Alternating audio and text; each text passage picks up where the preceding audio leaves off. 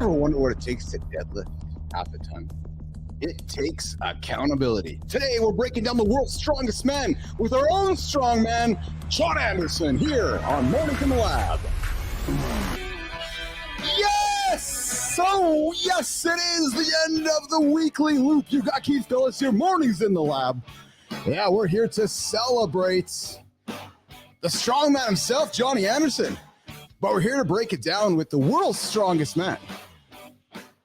Yeah, Eddie Hall. But Eddie's not here. No, we got Johnny here today. We got our own big strongman, Jon Andersen. How does someone like Eddie Hall, yeah, that guy over there, one of the world's strongest men, lift a half a ton without falling apart? Half a ton. We're taking you inside a scientific study that breaks down his muscle and tendon structure because there's a reason this guy's a beast. For you men out there who are, you got the weekend coming up and you might do some partying and some drinking and you just might go sideways. So you might want to stick around for that. We got to talk strength and we got to talk the world's strongest men. Yeah. So when someone passes in their honor, get up, dust yourself off. They know you love them. Move forward and live your best life in their honor. If people can do that, then we can flip the script on one of those things that turns our life upside down. The message Jon wants to offer all of us today, which is hope for our own self, our own mirror in a time of difficulty. I get up and I knocked out 500 bodyweight squats. Like, okay, here we go. I know you're watching. I know this is what you got me started in. So let's burn up some legs. We need to adapt the word excuse. So we find excuses to do better, excuses to excel, excuses to become better. We need to flip that word around and make it not a bad word. When you label something, you celebrate its differences. You celebrate what's maybe good about it or bad about it. A label encourages conversation. A label encourages curiosity.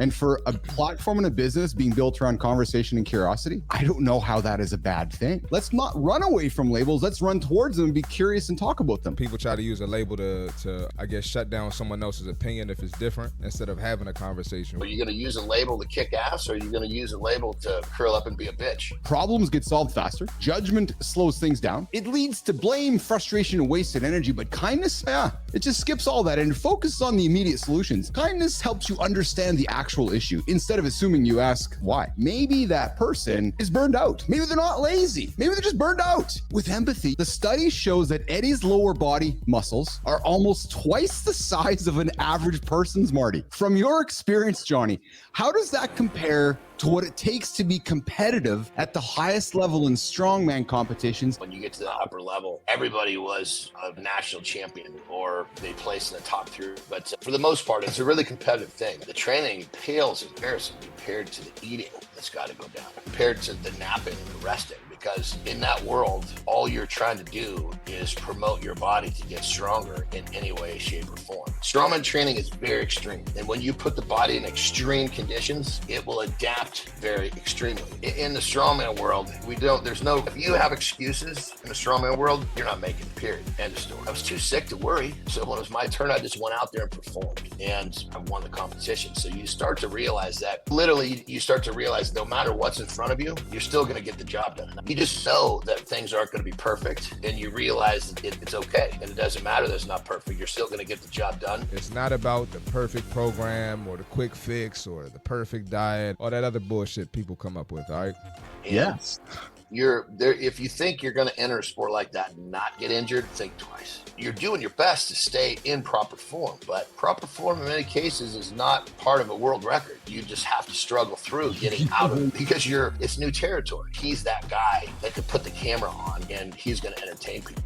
And smaller sports need guys like that to bring more eyeballs to it. Bone density, tendon strength, and even growing world-class strength. There's exercises, but you're doing complete training for that, for your focus. You need decades of doing this shit without missing. That's the difference. So don't think, I'm going to go to the gym and I'm going to work on my tendon strength. None of this shit happens in a few months or even a few years. Once you're a few years deep, you got a small down payment from what you're looking. My mom did a bodybuilding competition at 51 or 52 for first and only one. For those of you that are wondering, can you do it? Absolutely you can. It's just, you be totally honest, if you're 40, 50, 60, 70, you just need to find a person, a coach, coach that can teach you the path to get there for your specific situation and your age. The reality is, Kencho, yes, you can do it. Put the work in, Yes. put the time in, put the work, put the time, and you can get after it and achieve those big ass dreams. She's stepping on stage. How old was mom when she was stepping on stage? That is freaking awesome, brother. If something works against you, good. It gives you an opportunity to focus on something else. Always find the silver lining. Everything is always going to be good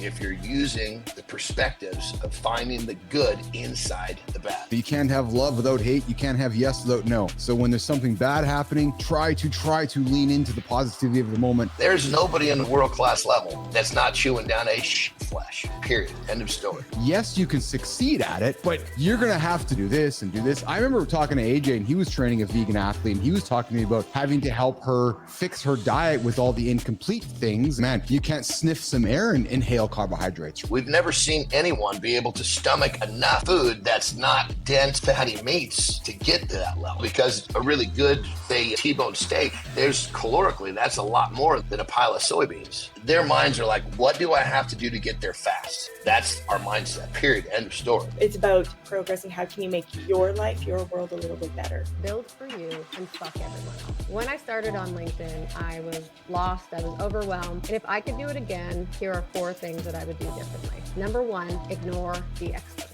Yes, you heard me right. Expert advice is everywhere, and really it can feel paralyzing. When you start taking action, you're going to remind people of their inaction, which means you're gonna have haters. As Jon says, if they're talking smack, you're on the right track. Holy fucking smokes, Eminem is going to be a grandpa. So the guy that I grew up with, like, idolizing and like my rapper hero is now going to be a grandpa. I was like, this is the best thing ever, man.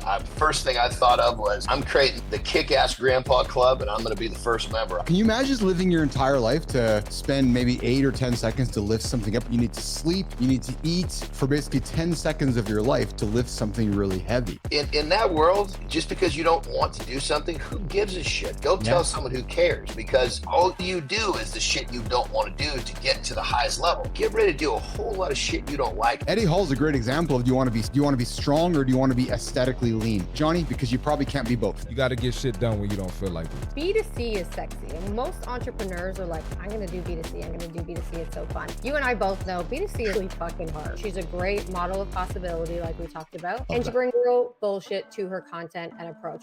I'm learning. As I get older, again, no fucks era. Lee is bringing no fucks era. 55% of consumers are likely to buy from a brand that tells a compelling story. People want to buy from people, and we have been conditioned to buy from corporations, but we've also learned that we can't always trust corporations. When I tell a story, it lights up upwards of 6 areas of your audience's brain. And the reason for that is because it leans on memory and emotion. That's interesting, Christina, because that's like, when I hear you say that in a third party way, because I'm the example in this situation, the divorce example, but when I'm hearing you speak to it, it's like hearing a song, isn't it? And relating to lyrics. Stop wasting my time. So I end every post with, if you like this and you aren't afraid of queer people, hit me up, because I want there to be no questions about my identity. And I want to get you out of my funnel if you don't belong there. My kid, fucking 5 years old, doesn't even know who Taylor Swift is, and asked me if I was a Swiftie the other day. That's the power of brand. Taylor Swift showed up to the first time ever on SNL with the belief that everyone created their own monologue, and she had done her own song and her own monologue, and it killed. It crushed.